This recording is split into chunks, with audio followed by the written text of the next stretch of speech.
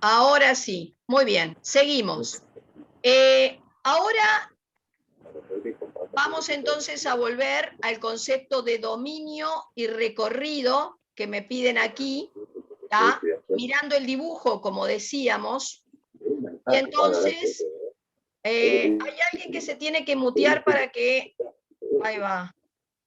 A ver, el dominio, voy a repetir entonces, lo voy a leer sobre el eje de las X. Es decir, ustedes van a fijarse para qué valores de X encuentran dibujo, y en realidad para cualquier valor de X que se te ocurra tomar, siempre encontrás una imagen asociada. Puedo subir, toco el gráfico y encuentro un Y que le corresponda. Por eso decimos que el dominio son todos los reales para estas funciones. Otra manera de estudiar el dominio o de analizar el dominio, se los marqué acá, cuando no tienen el dibujo, pero lo que tienen es la fórmula matemática, es pensar que las funciones, ¿tá?, que tienen problemas de existencia eran de tres tipos. Por un lado, las que tienen un denominador que dependa de la incógnita. Esas funciones tienen problemas donde el denominador se haga cero, porque en matemática dividir por cero no existe. Las otras funciones que te pueden dar problemas de existencia son las que tienen un logaritmo en algún lugar. ¿Por qué? Porque para que un logaritmo exista va a tener que cumplir ciertas condicionantes que vamos a hablar más adelante. Y por último, las funciones que te pueden dar problemas de existencia son las que tienen un símbolo de raíz de orden par, una raíz cuadrada, cuarta, sexta. ¿Por qué? Porque solo existen en el campo real cuando la cantidad subradical es mayor o igual que cero. Entonces, si yo pienso en estos tres problemas de existencia, ¿tá?, y voy a mi función, a la fórmula de mi función, ya no miro el dibujo, voy a la fórmula, me pregunto, ¿esta fórmula tiene alguno de esos tres problemas que te mencioné? Es decir, ¿tiene algún denominador que dependa de la incógnita? No, acá no hay denominador. ¿Tiene logaritmos? No. ¿Tiene un símbolo de raíz de orden par? No. Ergo, no tiene problemas de existencia. Y si esta función no tiene problemas de existencia, su dominio son todos los reales. Entonces, vos podés sacar el dominio de una función o mirando el dibujo, como lo hice hace un momento, o si no tengo el dibujo, pero tengo la fórmula, preguntándome si esa función tiene algún problema de existencia. ¿Entendieron? Eso es el dominio. El rango o recorrido, que es lo otro que acá te preguntaban, si te animabas a determinarlo, ahí sí. El recorrido rango voy a tener que mirarlo en el dibujo. Y lo que hago es lo siguiente. El rango recorrido, si ustedes recuerdan lo que yo hablé del cuaderno, a ver, déjenme ver un minuto. Sí, lo están mirando el cuaderno, ¿no? Porque yo no lo tengo acá. Ahí. Ahí va. Si vos recordás lo que yo te acabo de mencionar, el rango o recorrido es la parte del codominio vinculado a alguien en el conjunto de llegada. ¿Cómo lo miro en un dibujo? Voy a preguntarme para qué valores de I tengo dibujo. Y resulta que para valores de I que estén por arriba del 0 es que vos tenés dibujo. Para valores de I por debajo del 0 no hay nada, no hay dibujo. Entonces, ¿cuál es el recorrido o rango de esta función? El intervalo que va desde el 0 excluido para arriba. Del 0 al más infinito, si querés anotarlo, acá está. El recorrido de esa función o rango de la función, en este caso sería el conjunto de todos los I perteneciente a los reales, tales que tiene que ser I mayor que 0. Esta es una manera de anotarlo. ¿Está? Si lo querés anotar como un intervalo, la otra opción de anotar el recorrido de esa función es la siguiente. Recorrido de F sería el intervalo que va del 0 excluido hacia arriba. Cuando anoto de esta manera el recorrido, es porque ya sé que lo estoy leyendo en el eje de la Y.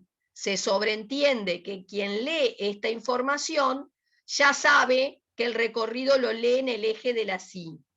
Cuando vos usás esta otra notación, que es totalmente equivalente o sinónima,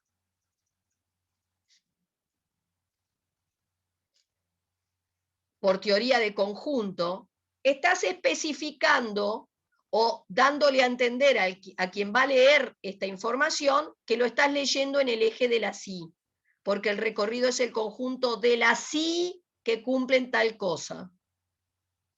¿Está? Cualquiera de las dos notaciones es viable para leer el recorrido de este gráfico entonces que habíamos hecho. Vuelvo a repetir, el recorrido lo voy a leer sobre el eje de la Y, este era el eje de la Y o eje de ordenadas, tú tenés dibujo del 0 para arriba, por eso el recorrido es del 0 excluido, porque cuando la Y vale 0, fíjate que tu dibujo no corta ni toca nunca el I igual 0, está del 0 estricto para arriba. Por eso dibujo es del 0 estricto para arriba.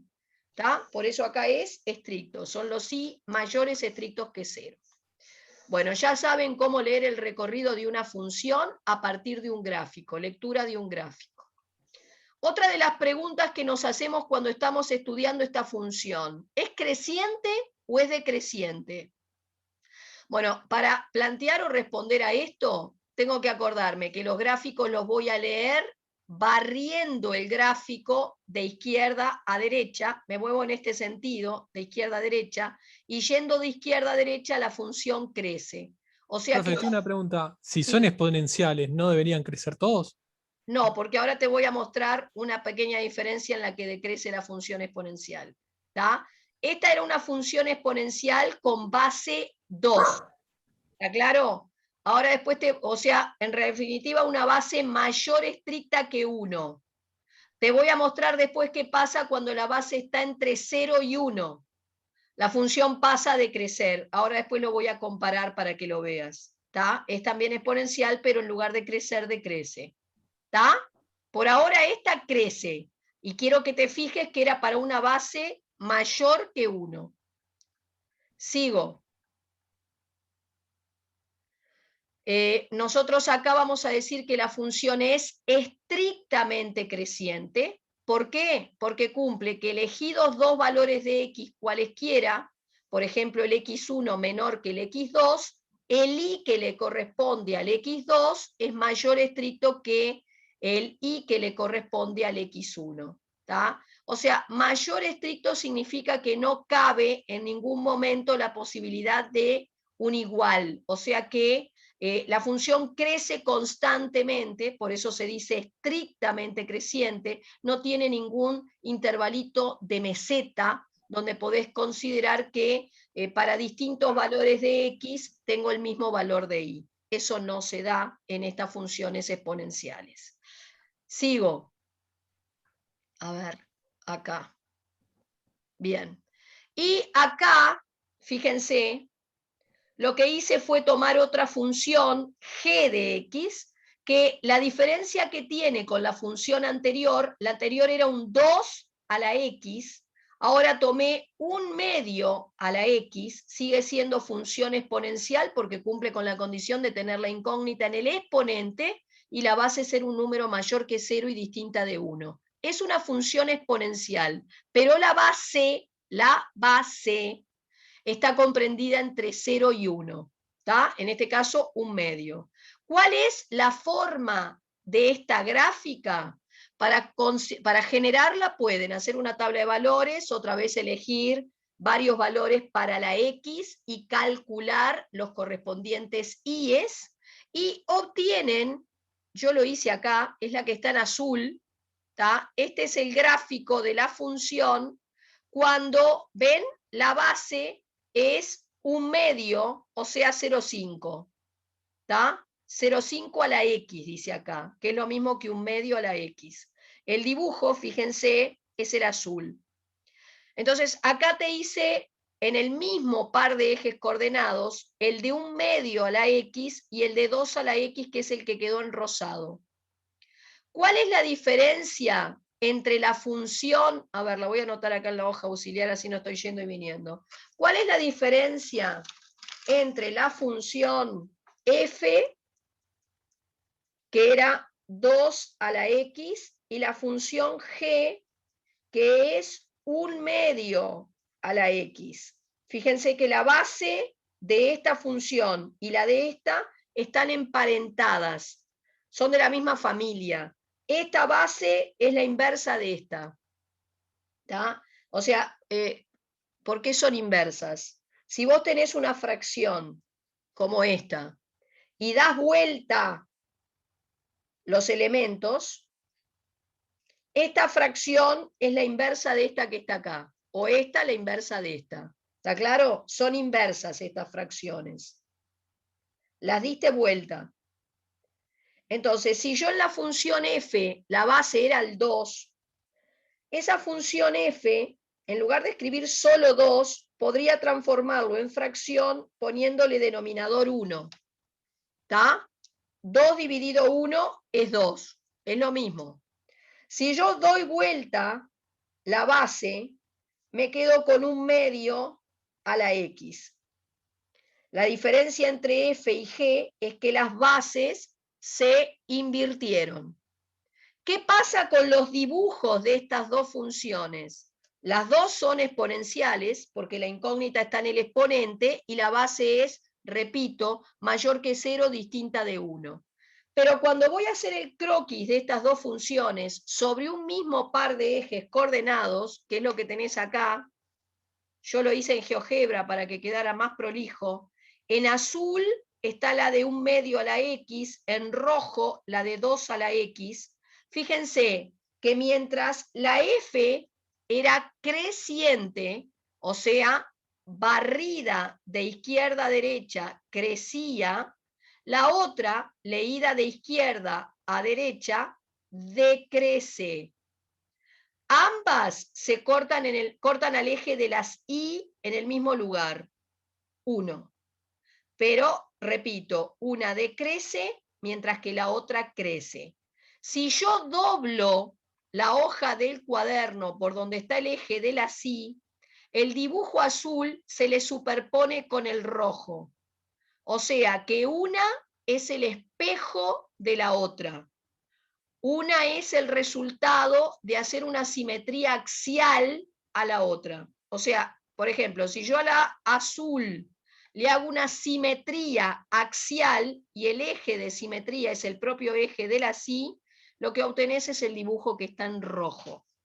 Eso te pasa, que un dibujo sea la imagen especular del otro, si las bases de esas funciones, las bases están invertidas.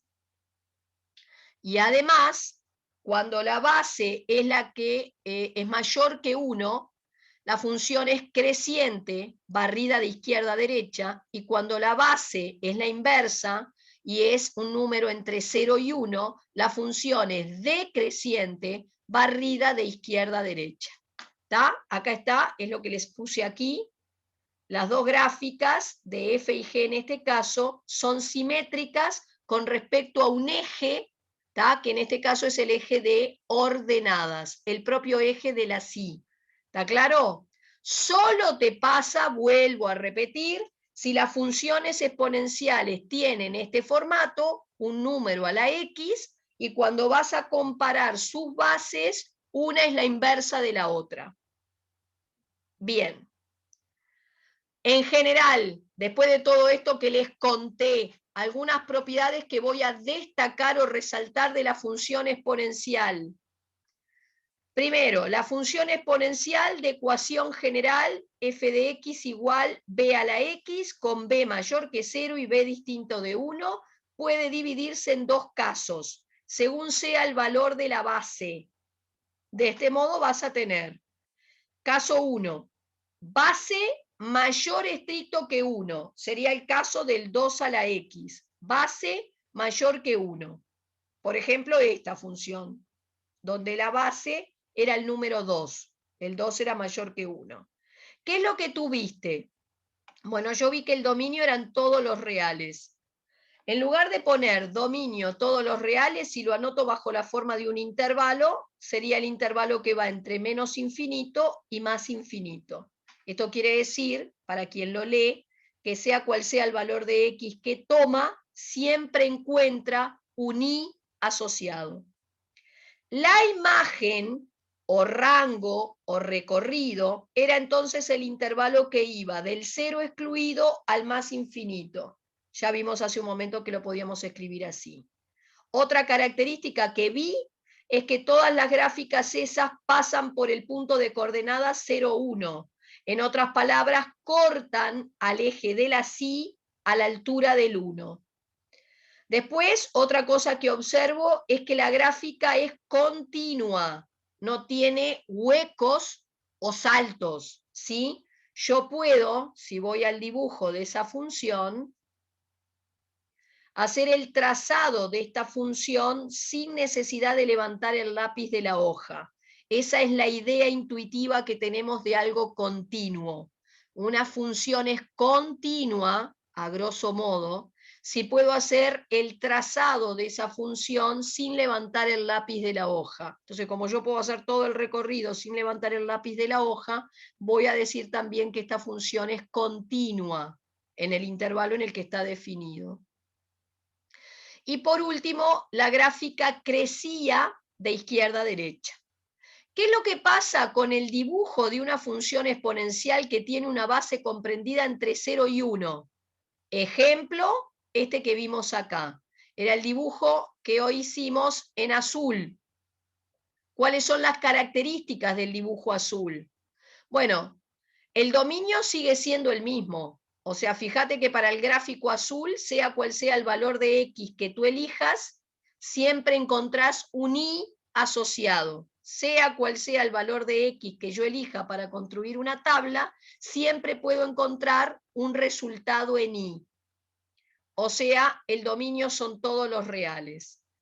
La imagen, rango o recorrido sigue siendo el mismo. O sea, fíjate que en el eje de las Y, que es donde se lee el rango recorrido, en realidad tenés dibujo del 0 estricto para arriba. Acá parecería que toca el eje de las X, pero en realidad no lo toca nunca, ¿eh? Se aproxima tanto como quiere, pero nunca llega a tocarlo, ni menos cortarlo. Por eso decimos que el recorrido es el intervalo que va del 0 al más infinito, o sea, del 0 para arriba.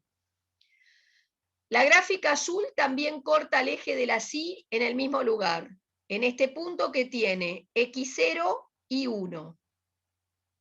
Otra característica, la función es continua, no tiene hoyos o saltos. Vos podés hacer el trazado del dibujo azul sin necesidad de levantar el lápiz de la hoja. Esa es la idea de continuidad. Y por último, leída de izquierda a derecha, que es el sentido de la lectura de cualquier gráfico, la función se presenta como decreciente, ¿sí?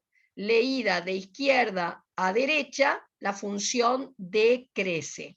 Esa es, digamos, la comparación que puedo hacer en cuanto a la naturaleza de la base. ¿Está? Si la base es mayor que 1 o si la base es un número entre 0 y 1, estas son las características generales de cada una de esas funciones. Ahora, yo les dije que esta función exponencial que empezamos definiendo, ese b a la x, era la función exponencial más simple que puedo encontrar, un número a la x. Ahora vamos a empezar a analizar qué transformaciones sufre la gráfica de esta función exponencial en la medida que empiezo a incluir algunos factores en esta expresión. Y así, lo primero que voy a hacer es agregar, a ver, déjenme llegar, ahí va.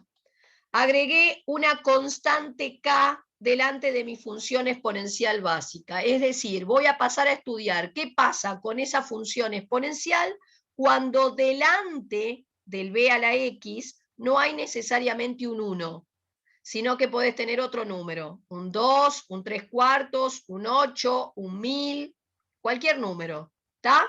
Entonces, una función que tenga esta forma, un número por b a la x, o sea, k es un número real cualquiera, positivo, negativo, entero, fraccionario, y la base sigue siendo positiva y distinto de 1, también es una función exponencial. ¿Tá? O sea, este modelo matemático también es un tipo de función exponencial.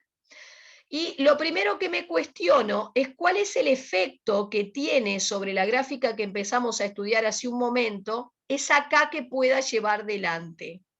¿Cómo pesa, qué efecto produce este número delante de mi función exponencial que ya analicé?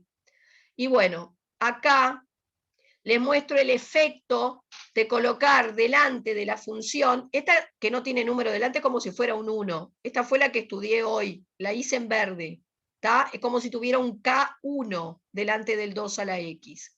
Después el K2, el K3 y el K1 medio. Y las gráficas que se obtuvieron fueron estas que están acá. Observen lo siguiente. Cuanto más chiquita, siempre son positivos los números K que coloqué delante, ¿no? Primero estoy trabajando con K positivos. Cuanto menores son los K que colocas delante, cuanto más chico es el valor del K, la gráfica se va corriendo más a tu derecha. La gráfica se desplaza hacia la derecha cuanto más pequeño es el valor del K. Fíjense que el azul era para K igual 1 medio.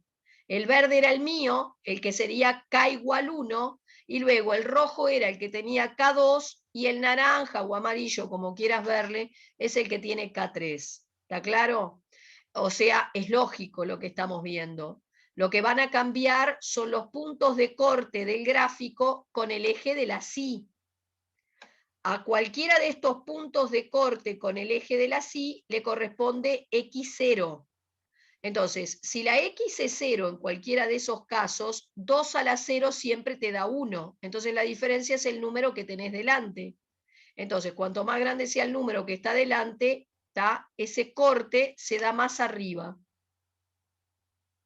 Cuanto mayor es el valor de K positivo, más arriba se está dando el corte con el eje de ordenadas. Profe, ¿siempre le va a corresponder 0 a la X? Sí, o sea, el punto de corte con el eje de la Y, cualquiera de los puntos que se apoyan en el eje de la Y, tienen en el eje de las X valor 0, abscisa 0, ¿está? Y un determinado valor en Y, pero todos tienen X0, ¿está claro? Bien, Sí. entonces, ¿en qué difieren fundamentalmente esas gráficas? Y acá se los anoto como lo que estuvimos contando recién. Al variar K, es notorio el cambio en la ordenada en el origen. La ordenada en el origen era el nombre que le dábamos al corte con el eje de las Y. O sea, lo que va a cambiar es el F de 0. Cuanto mayor es el valor de K, más arriba se da el corte del gráfico con el eje de la Y. ¿Está claro? Y eso está bien notorio acá, en este dibujo que hicimos con colores distintos. ¿Estamos de acuerdo hasta acá? Entonces repito, si el K, estamos viendo el efecto de colocar un K delante de la función. Otra pequeña aclaración, todos estos ejemplos que yo puse en esos gráficos tenían un K positivo. Vieron que era positivo el K, ¿no? El K en realidad es cualquier número real, podría haber sido un K negativo.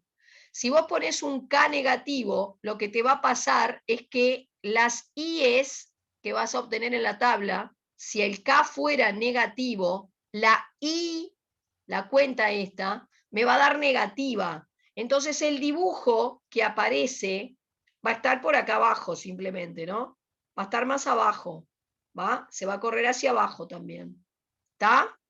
Lo pueden probar, pongan en GeoGebra.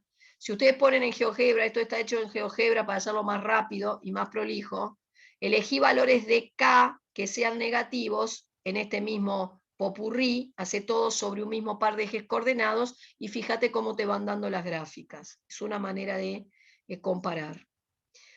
Bueno, y lo que voy a pasar a estudiar, pero no hoy, porque voy a dejar por acá para no apabullarlos tampoco tanto, a partir de la clase que viene vamos a pasar a estudiar qué pasa cuando, además del K delante de la exponencial, pongo delante de la X del exponente un numerito.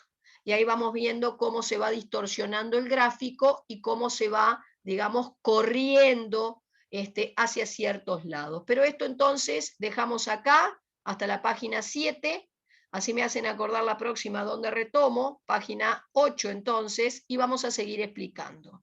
¿Tá? Esto es función exponencial. Les va a quedar habilitado en la plataforma. Ahora a continuación, dentro de un rato, ya habilito todo esto y subo las videoconferencias correspondientes.